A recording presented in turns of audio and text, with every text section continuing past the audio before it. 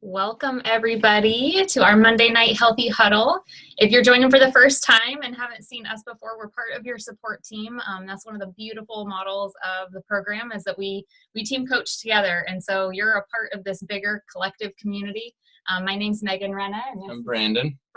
We coach together, and this is our absolute joy to just see breakthrough for the lives of everybody that's entering into this program. It changed our lives 4 years ago, and we're just forever grateful. So we're excited to kind of come together tonight. I know everybody just had a really incredible Easter, but it's also spring, right? And so it gets us thinking about that spring cleaning and cleaning out the clutter. And so that was going to be our topic for tonight is cleaning out the clutter. Well, giving you a system at least. Yeah, you got to do the work because I'm not doing it. I got to do my own house. So, so we'll start with that right now. So I'm going to try. If you want to, or otherwise, yeah. Amy, did you want to pop off from mute first and share your story? What do you prefer?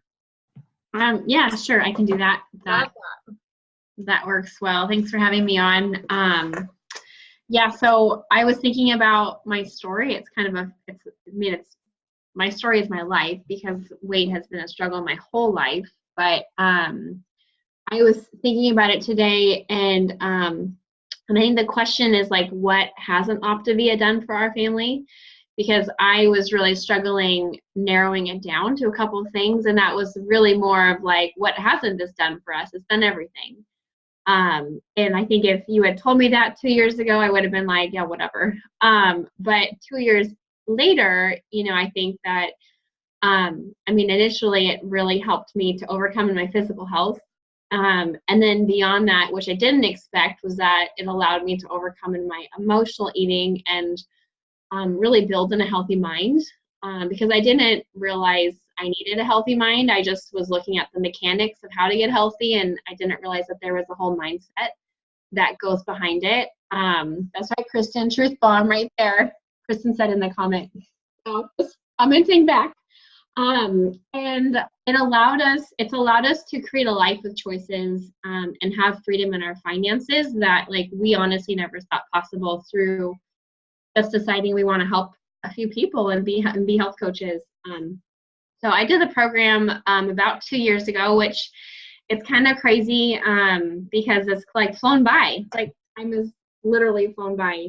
But I was thinking back when I did the program that I think for me, I was really just in a very dark place in life. I think I had kind of settled into the mindset that this would be my forever path, that I would end up obese like my mom, and that this was me. And I'm going to learn how to be happy in the skin, even though inside I was just really silently suffering. I didn't have a lot of hope. My relationships were were just dying. I felt like it was really hard for me to make friends. My husband, I was pushing him away. I kind of called it my tire around me. It was like that emotional push that you can't get too close. I've got my my belly here. And it was just, for me, it was how I coped in life. And I was a poor example to my kids. My back hurt all the time. I just was really suffering in this prison, and I thought, this is my life. And I reached this point where I didn't want that to be my legacy. I didn't want my girls to have this role model of me always second guessing myself.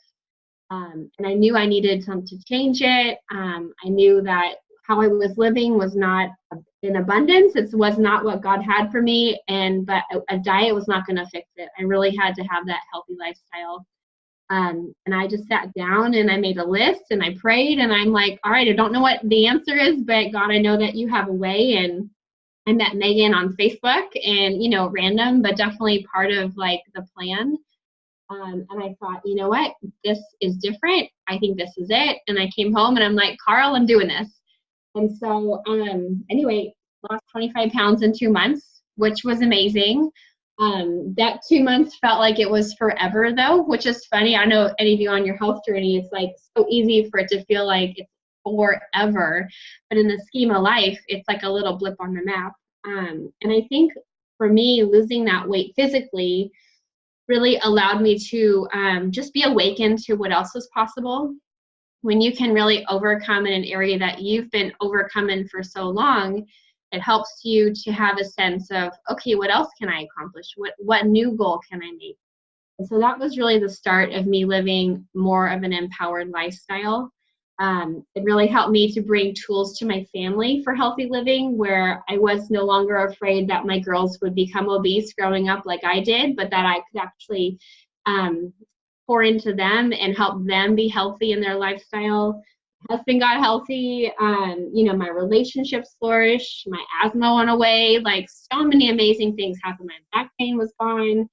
I was able to like wear shorts in the summertime and feel good and be able to like get up and go and do activities with my kids without dreading it or feeling like I was just resigned to playing with them while I'm sitting on the couch. It was like so much more than losing the weight. It was how the quality of life changed. And I think as a coach, that's what I love most is seeing that quality of life change for people.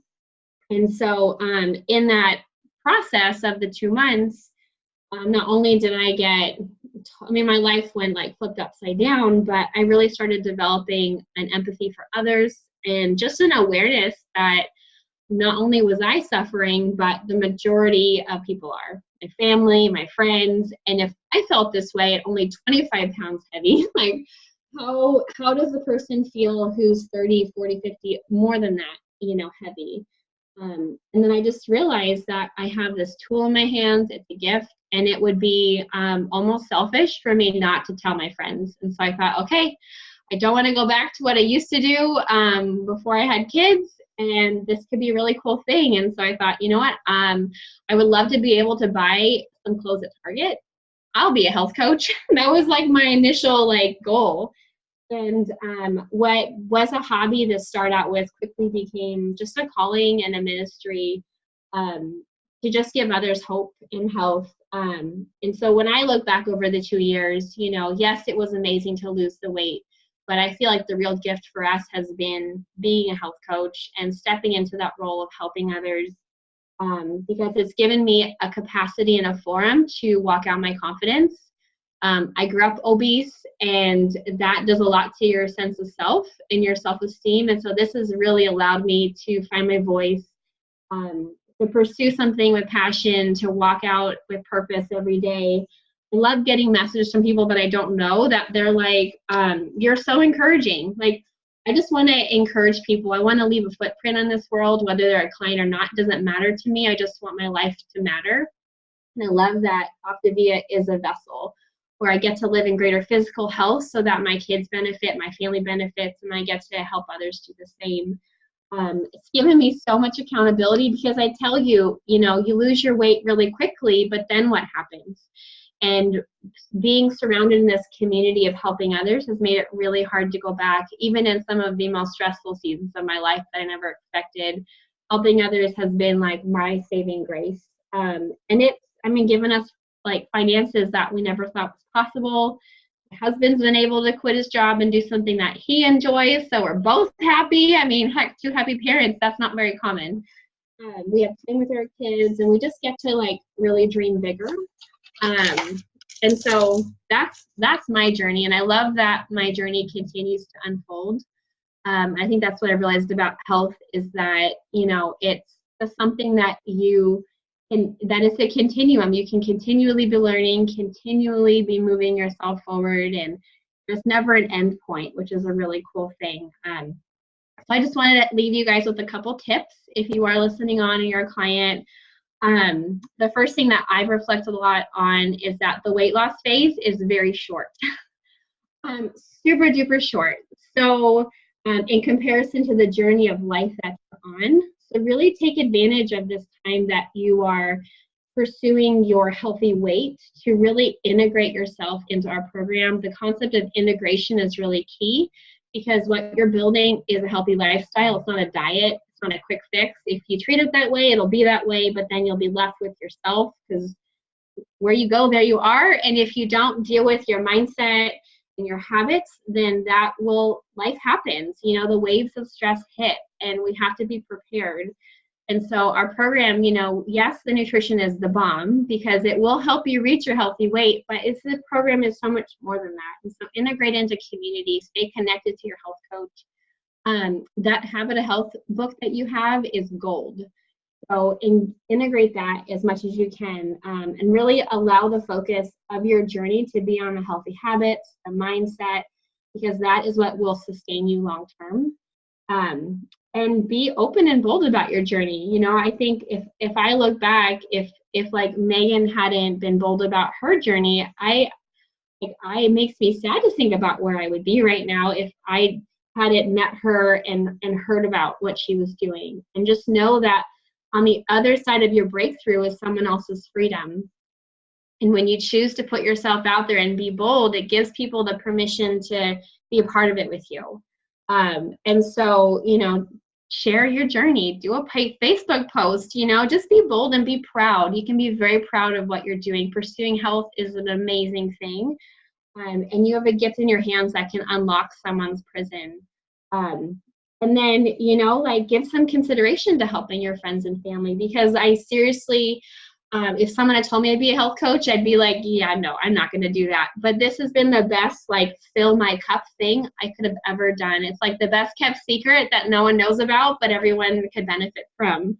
And then a couple other things, enjoy the journey, because it really is a journey, and it's something that you can really learn to love yourself healthy and enjoy every day. And that truly, like, comparison is like the thief of joy. And it's easy to compare, and it's easy to say, like, oh, this person's doing that or this person's doing that. But you know what? It's all about staying in your lane and pursuing that better version of you, because ultimately you're not trying to be someone else. You're trying to be a better version of you. So that is all I got. I'm going to drop the mic, pass it on to you, Megan. I love it, Amy. That's so powerful. I think even the your sign behind you says it all too, right? Unleashed. Because I think that that's what so many of us are doing in this journey, is so many of us have felt really tethered and held back from our health, from our mindset, from our finances, from our relationships, all these different things. And when you start to pursue growth and change, you really, you unleash yourself. And then it's amazing to be able to go into open territory, go into new ground, and new territories, to just see what you're capable of and to just continue to discover the truest, best version of yourself. So Amy, thanks so much for sharing your story. It's so powerful, and it's been such a joy to just continue to watch you flourish in all these different aspects and roles of your life. Yeah. And so it's just so fun. So with finding out new things about yourself and you know, stepping into new territory, spring always makes me think of, like, okay, what do we need to kind of clean up and develop and help ourselves in these new areas and everything. So I'm going to share my screen because Brandon's a PowerPoint guy. I do PowerPoint. Finder desktop. So I lost my PowerPoint on the way to over here, and so now I'm just going to take it off of our screen here. I hope you guys can see all of that. I can see you. Can you see this? Are the things in the way, the windows? Give us a thumbs up. Awesome. Yeah, okay. Says, yeah. I might do that so I can see it. So Megan and I aren't necessarily masters at this, but we were in the military, and after 8 years of being in the military, you learn the power of organization with large amounts of people and getting very specific missions done. And my background in therapy, but before that, my undergrad in business school and everything, we learned about Kaizen, and that's something that Dr. A talks a lot about on the business side of Optavia, but it kind of basically means decluttering your life, right? And so this is some information about that. And so basically, I wanted to start with companies spend lots of money on process improvement. Now, that's the name that they give it, but if you think about it, you are the CEO of your life. If you're a coach, you're absolutely the CEO of your business. But if you're a mom or a dad, or if you have family members in your house, you are the CEO of your family. And like I was saying, businesses spend lots and lots and lots of money, have entire departments devoted to process improvements by itself. And whatever time they save and whatever process they develop saves them money and makes them more efficient and makes them competitive. And that's a really smart thing to do if you're a business. So why not approach that like your family? Why not approach your family in the same way? I mean, you think about it, you take care of your food supply, which is different from cooking. Food supply, cooking, cleaning everything, financial management, equipment management, like your cars and your ovens and your dishwashers. These are all the things that have recently broken our house. You're coaching your kids if you have kids, or your husband or your wife. You're, like I said before, coaching your clients. You're tutoring them if you have small children that are bad at geometry or something like that. And you're doing all of the clothing, and I didn't even put in like laundry and mending the clothes and things like that, and then transportation and all of those repairs. You're the CEO. People in each of these categories have departments devoted to each of these categories in a business. And so what we do as parents, what we do is just in life is a lot. And so I kind of want to give credit where credit's due and say, you are the CEO of your family. And it might be worth taking a look at these areas and making, looking at the processes and, hey, can we get more efficient, right? Mm-hmm. And so what they've developed over the years, I'm going to move this back so I can see some people. I'm like just talking to Megan. So what they've developed, and like I said, Megan and I in the military, and then both of us working in the hospitals, have modeled after Kaizen, which is in Japan, like I said, through Toyota specifically, something called Lean or Six Sigma. If you guys have any sort of corporate background, this is going to bore you to death, and I don't want to bore you to death. But they're very, very good things. When I took the class and when all of us were in this group together, in my last job, we all kind of said, I want to apply this to my life. And so I thought it would be really, really helpful for you guys to see this too. I cut it way, way down, and I only gave you the nuggets because it gets into a whole lot of big words that I don't want to have to explain and everything. And so 5S just stands for 5 different S's, right? So 5S is a practice used to keep a place orderly, whatever place, orderly, and to keep everyone committed to maintaining that order. And like I said, this is from Japan. So in Japanese, I'm not going to say those in Japanese, but that's what they mean. And then up above, that's kind of our English translation of these things. And so I want to go through some of these, and this just sort of gives you a template as to how to look at how you're going to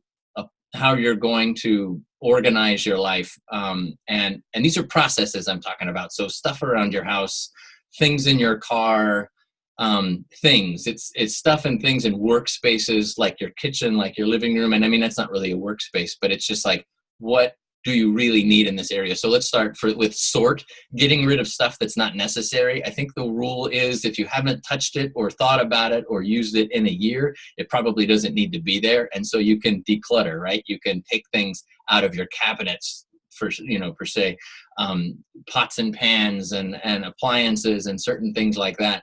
One of our new rules is even if we bring something new into the house, you get rid of one of something's got to get rid of. Yeah, because we only have so much cabinet space. And so at any rate, straightening things up, have everything having a place. So I put the English terms on here because it's very literal, but then the Japanese gives you more of like a spirit of things. And it's not so everything has a right place, because in our marriage, I'm very much, this is a place and this is where it goes and this is where I want it to go. And she's like, does it really need to go there? Like, there should be a proper arrangement, but that's not necessarily the right arrangement. And so when you work with somebody else, live with somebody else, and then you have kids too, you have to think about not just the way you use something, but the way everybody uses something. So straightening up, everything has a place and it's in its place. They had pictures of things like, if you Google or put on Wikipedia like pictures of people who have gone through Six Sigma, they'll show you pictures of things, and it's I'm trying not to be mean about it. It's obnoxiously organized. So you don't have to do it that way, but it's just like I said, get the spirit of this. Shine things up or clean or keep things polished, something that clean you can use. So like in the case of a knife or an oven, if it's dirty, you're not using it. So it makes it worth it to clean it and to keep it in working order if that's something that you're going to use. Your car is a perfect example. Doing all of the work to get it up and running and then keeping it up and running. A lot of people know how to run their cars because it's very, very necessary for work or for anything. And so apply that kind of thinking to your house. And then standardizing, so kind of making it the same in every house. Again, this is for businesses that have lots of different offices and every office is standardized. You don't have that in your house, so just use this and apply it. as you need to. And then number 4, what did I say? 3 is shining it up or keeping it polished. 4 is standardizing, and then make systems or procedures that maintain number 1 through number 3. So these are things that will enable you to constantly be resorting and restraightening and cleaning, and it's always an improvement. It's always a process where you're able to kind of ask everybody, how's it going? Is this good? And these are quick conversations you have on the way in and out of the house and just over coffee. They don't have to be big meetings like it sounds. So don't be afraid. Maintaining the systems and procedures, you have to make this sustainable. And if it's not something that's sustainable, you're not going to do it. Again, I like the Japanese versions of these. You want to keep things clean. The purity of it, I guess, is something that you want to maintain of the system.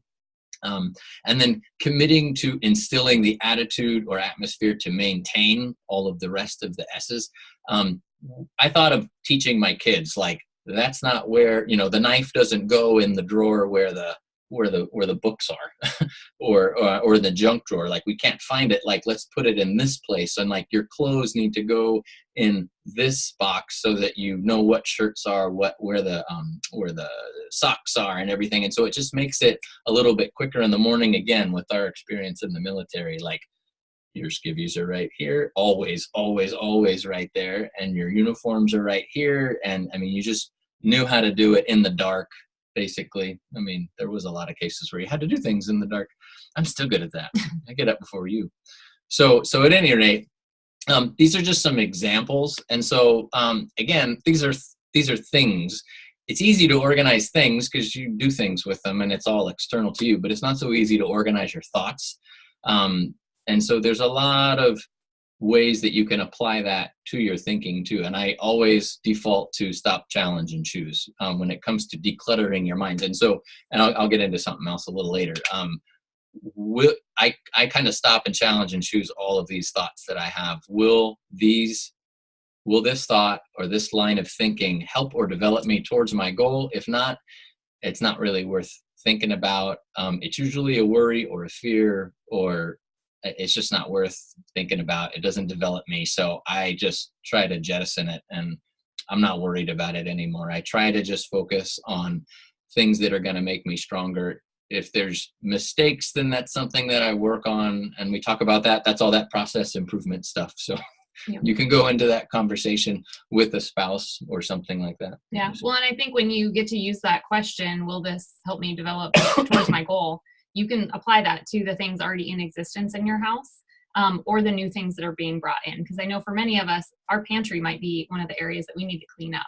And I know for many clients and different people that I chat with, they bring things into the home when they're even the gatekeeper of the home, that causes them to stumble or be tempted, or derail them from furthering their goals, especially even after Easter. I was very happy to say I did not buy any candy this year because I know that is a weakness for me.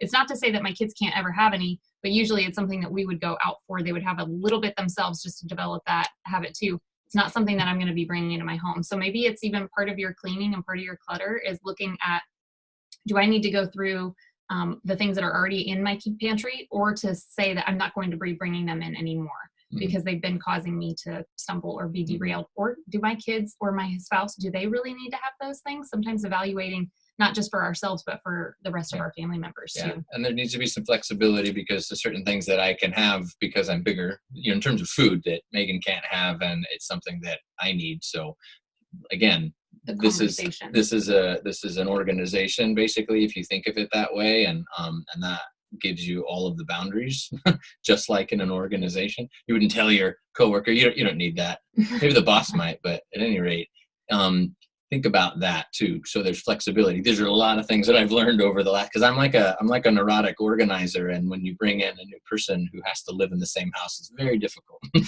So this is all from experience. From there.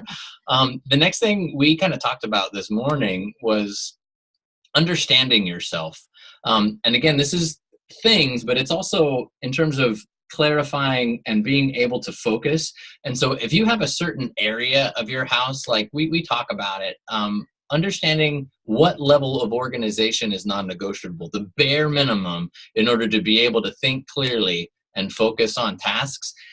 For me, if I don't have the laundry put away, my laundry put away, I can't really do anything else. That's a showstopper. Like, I can't go anywhere or do anything until that's happened. And then I can be freed up. And Megan was talking about the countertop. Yeah, right? I was saying that for me, many of you can probably relate, because I know that there's some other young moms on here, right? Where I had to become more flexible in knowing that my whole house was not going to be spotless with children. If it was going to like raise my anxiety of telling them, don't touch that. Yeah. Don't put that away. And they needed to be free to play with their things too. And so I then had to develop, what are my like non-negotiable zones? And for me, it was just my kitchen counters. If I can keep my kitchen counters cleared off from the clutter and cleared off from messiness, it was usually like, that was like an external representation of what was going on here. If that was all cluttered and jumbled, then it was also just felt cluttered and jumbled in my head. Right. And so once I had, that was my zone, I could keep clean every day. It brought a lot more peace to me to operate throughout my day. Mm-hmm. But I think maybe for you, like, and maybe pop in the chat, like, have you figured out, do you have a zone? Because sometimes even for us, when we consider our whole house or our whole mindset or our whole, like, it's a little overwhelming and daunting to think about unraveling and decluttering every single place. But if you can even, continue to just focus on a zone at a time, or a room at a time, or a drawer at a time, even, and build from there. And that's kind of getting into what I was going to talk about next. If you know yourself, and you got to give yourself grace and just say, this is it. I mean, I can't do anything else. Don't feel bad about it. Hopefully your husband or wife doesn't feel bad about it. And you're just like, this is the way it is. See how, like I said, bare minimum of what you need to be able to think and focus on tasks. And then with the other things, can you delegate them? We got a house cleaner recently, just in the last month. And then we've steadily been using more babysitters because we need time to do things. Can we delegate it? And then the other things are, if you can't delegate it, and it's not something that's so frequent, you need to develop a new habit and put that in place in order to maintain this. And it's not just back at that bare minimum. I would say overall, with cleanliness or clutter, and these are so that you can think clearly, because there's a lot of things that you're limited by how organized you are in certain respects, right? And so it's really good to be able to delegate it, like I said, or get a new habit of putting it on the back burner somewhere where you can keep doing it on a regular basis, whatever this is, and that way you can maintain it. And you know what? At the end of it, if there's no way to pass the buck, you just got to do it. And so I just say dive in, and that's why I write, just get it done and make it fun. So we had to fold laundry today, and we sang a song the whole time. Me and the kids sang a song, and we got it all folded, and it was fun. I involved them. It's teaching them. It's also making it fun. And honestly, in some cases, if it's not fun and you don't have kids around or something like that, put on the TV, watch something that's going to give you the thoughts that develop you towards your goals.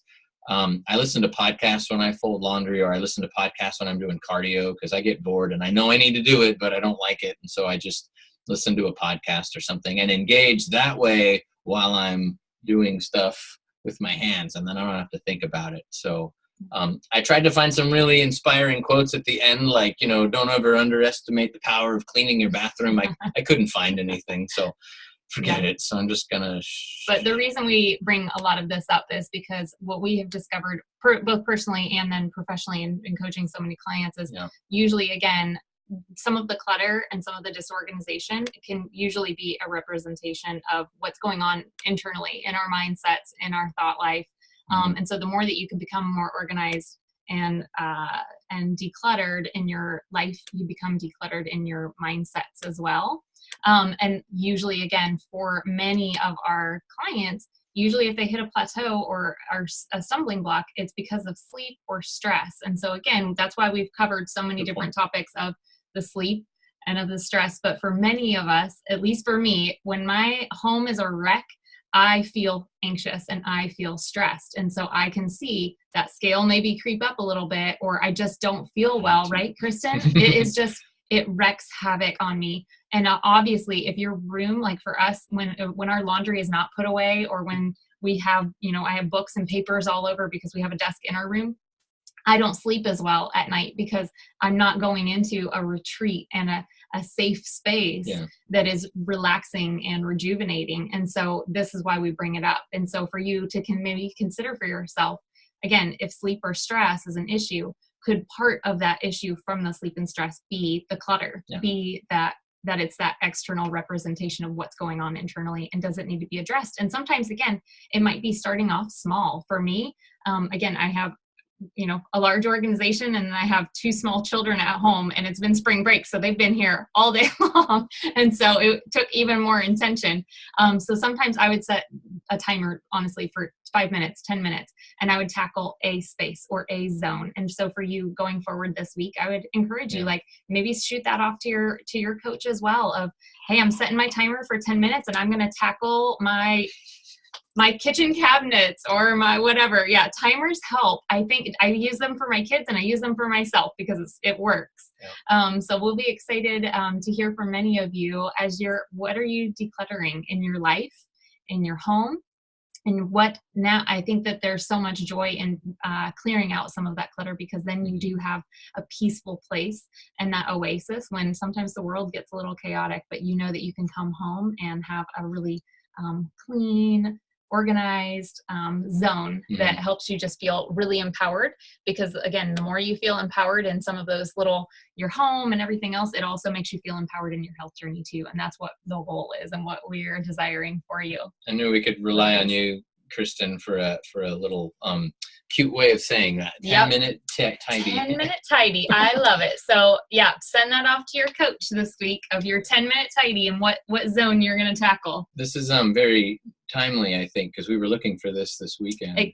And this is something that Megan needed in order to talk. Where'd you find it? It was up on my desk. It was just under clutter. Stuff. Yeah. So this is an adapter for her phone that she needed to talk on the phone. Thanks for pointing that out. Yes. So again, we never speak from holier than that we're like the experts at this. We are truly practicing it alongside you. This desk is oak. I've never noticed that. Thanks for that. But have a great week, everybody, and we'll be so excited again to hear your 10-minute tidy and how did that usually, again, empower you to feel more clean in your mind and also just empowered in your own journey. And again, maybe it's going to be, like I said, tackling those pantries so you're not bringing the stuff in your house, or even maybe cleaning out what came in from Easter. Because I know that don't let that one day maybe become like this, week or 2 week hindrance in your process and in your journey. Exactly. Awesome. But it was great spending this Monday night with you all, and can't wait to see you next Monday.